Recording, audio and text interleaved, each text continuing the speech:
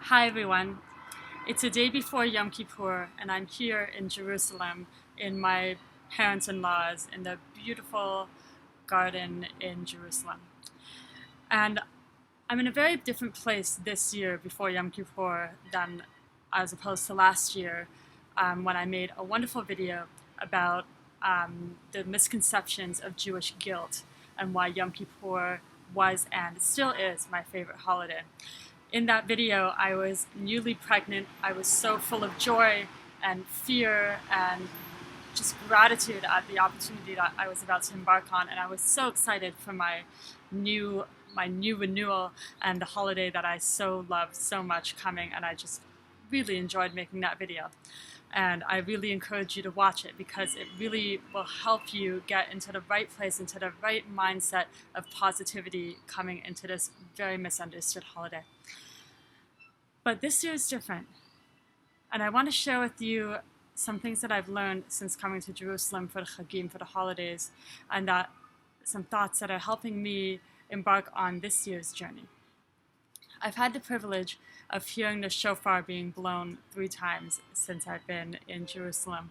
Once by the Kotel early morning on Rosh Hashana when I went down there with my baby wrapped beside me, and I went down there to daven, and I heard the shofar coming from a Sephardi minyan. And the second time was in a service that I was able to go to because Shalomi was sleeping, he was quiet, and I was able to go hear the shofar in the Tower of David. And then most recently we had a Wrapunzel show in Nachlaot at the Shalev Center, and the shofar was blown then as well. And what I try to do every single year when the shofar is blown is really, really ask myself, the shofar is going to wake up something within me. It's going to help me release all my pain, all my blockages, and really wake me up to my potential and who I'm supposed to be. And what I ask and daven for every year is like, please, Hashem, what is this year's message? What is this year's mantra that I'm going to live by? And every year I get an answer. And usually I don't share that answer, but this year I am going to share that answer because it's so important and it's really helped me so much because I'm in a very different place this year than what I was last year. This year's message has been, in the words of Shlomo HaMelech, that there is a time for everything. There is a time for everything. For those of you that know the pasuk, it goes, there's a time for everything. There's a time to live and to die and to love and to be quiet and to be extroverted and to be all these things. The pasuk tells us that there's a time for everything. And this year's message to me has been, Andrea, there is a time for everything. And I'll tell you why this has been so important for me. I love Yom Kippur because it is the one day of the year that I actually enjoy going to shul. I'm not really a big shul goer. I have a self-consciousness issue of davening in public. For me, davening and praying is something very private and very intimate, and I don't enjoy the feeling of being potentially looked at while I do something so intimate and so personal. So on Yom Kippur, I love going to shul and davening and praying because it's this feeling of like I'm spending the whole day working on myself, looking at myself, just going through the most inner hidden parts of my soul and going through them and cleansing them and reconciling them. And the most beautiful thing is that when I'm doing this, the woman beside me and every single woman and all the men and like basically the whole world is doing this with me. And it's something so personal and intimate, yet so communal. And that's why I love, love, love doing this at shul and with everyone around me. This year, I'm likely not going to be going to shul. And I'll tell you why. It's because I'm nursing Shalomi still, and he's still exclusively nursed. And fasting on Yom Kippur is actually much more important than going to shul. So I don't want to risk my energy and my ability to nurse my baby by going to shul. I will probably go for a bit, but I definitely won't be spending all day there. And even if I wasn't nursing my baby, I wouldn't be able to be there for the whole day because he needs me, right? So this is very different from my my previous, I guess, 5 or 6 years, Yom Kippur, spending all day in shul and looking forward to it so much. But what is the message that Hashem has given me this year? Andrea, there's a time for everything. And what I want to share with you, regardless of if you are in my position of not being able to go to shul, or if you are, is what this message means to me. This message is very helpful for someone that suffers from an affliction called FOMO. And for those of you that don't know, FOMO, it stands for F-O-M-O, meaning fear of missing out. And this is something that I really have to deal with a lot. It's when you have two things happening at once, two events happening in one night, and you're deciding which event should I go to. But if I go to this one, my friend will go to that one, and they'll miss me. And then you spend the whole time at the one event that you choose to go to just wondering if you should have gone to the other event. Basically, a FOMO sufferer's nightmare is going to an ice cream store and seeing way too many flavors and not being able to pick.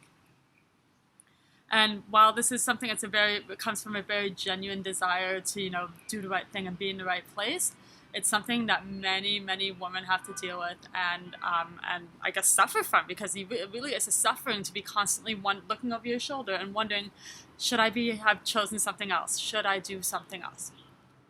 And this is the message that there is a time for everything. My husband and I, we love to host. We love opening our doors. We love having huge Shabbat tables of people coming over, a vibrant, beautiful household. And when we had Shalom, and actually especially when I was pregnant, I was extremely nauseated and low energy when I was pregnant. We had to stop hosting, and that was very hard for us. And the one thing that got me through that time was telling myself that there is a time for everything. God willing, one day when our children leave the home and my husband and I are empty nesters, we're going to be hosting all the time, because that's going to be what we have to do. But, when we have a family that needs us, that is our priority right now. That is what the world needs from us right now. So I want to help you all that have to deal with FOMO with something that I have been really working on, which is that for us women, I've mentioned this over and over, is that we have been blessed with an attribute, the attribute of Bina, which is a certain kind of intrinsic female knowledge. When you have that FOMO and you're asking yourself, what should I do? Well, but if I don't host, then this person's not going to get to, but then my family needs me, but then this or that, you're constantly at war with yourself. And the answer is, as a female, is that you know what you should be doing. When you turn off all those voices, what your friends are saying, what your mentors are saying, what that woman over there is doing, because, look, that woman might be having 20 people over for her Shabbat table, but right now, I can only have 10, and I love having my 10. You have to ask yourself, Andrea, what should I, or, not Andrea, you should be asking yourself, what should I really be doing right now? Because there are so many things that need to be done in this world. There are so many causes. There's so much brokenness that needs to be fixed. There's so much that needs to be filled up, so much light that needs to be revealed. And it can be overwhelming at times. What should I do? What is my part? What light do I need to reveal? You really, really need to let go of those voices, of those what ifs, and say, what do I as an individual need to be doing right now? And when you make that decision, when you come to that, do it with your full heart and soul, not looking over your shoulder saying, I wish I could be doing this, or maybe I should have decided that. Because then the thing that you're doing will be lacking. It'll be missing you. So I want to make a pledge to myself and also to all of you that are needing to discover this time for everything lesson. Is that when you choose, when I'm going to be likely in a darkened room, nursing my baby, very dehydrated, that is what I need to be doing, and that is my tikkun, and that is what Hashem wants for me right now. I'll have many years in my future that, God willing, that I can go to shul and spend all day in shul working on myself. But right now, that's not what needs to be done, and that's not the light that I need to be revealing in this world. I need to be taking care of my son. Anyway, I hope you enjoyed this video. Please watch the video that I made last year about Yom Kippur and its misconceptions and why it is the absolute most joyous video. It's a very joyous video, but it's the most joyous day of the year for me. And I'm so excited because I know that this Yom Kippur tomorrow is going to bring something completely new for me to discover.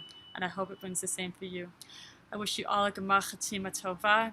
I wish you all to let go of yourselves, to reconcile with the people that you've hurt, with the mistakes that you've made, because we've been given a beautiful, beautiful opportunity to do tshuva, to move on, to move past, to move forward, and to really, really do what we're supposed to be doing in this world. I love you all. All the best, Kol Tuv. Wishing you all the best from Jerusalem. Bye-bye.